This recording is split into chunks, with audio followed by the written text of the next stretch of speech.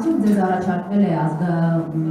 Հայաստանի Հանրապետության նախագահի պաշտոնը, որտեղ մամուլը պարբերաբար գրում էր այդ մասին, որ ձեզ առաջարկվել է եւ դեռևս որոշում չեք կայացրել, առհասարակ նման առաջարկ ձեզ արվել է եւ ինչ եք մտածում այդ պաշտոնը զբաղեցնելու մասին, եթե նույնիսկ դա անհետեցություն է, ես նման բան չեմ մտածում, երբևիցե որևիցե մեկի հետ նման խոսակցություն չեմ ունեցել, կոռեկտ չեմ համարում, մենք Հայաստանի Հանրապետությունը ունի նախագահ, իդեպ ասեմ, որպես քաղաքացի, իմ ամենասիրված, իմ կողմից ամենահարգված նախագահն է, որին ես շատ սիրում, շատ հարգում եմ եւ նման խոսակցությունը ուղղակի անհետեցություն է։ Ես որևիցե հետ, իմ ընկերների,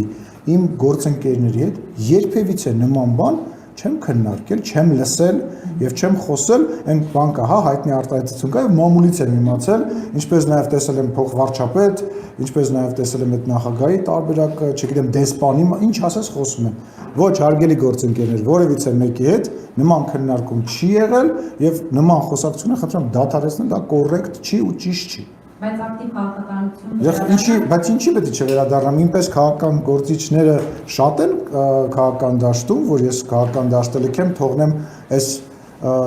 այսպես ասած երագլուխ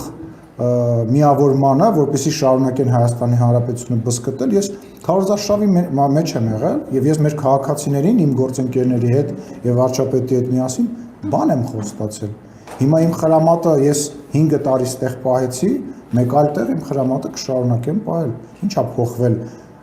բանա, տենց այդ ոչ մի պաշտոն հավերժ չի եւ փառք Աստծո։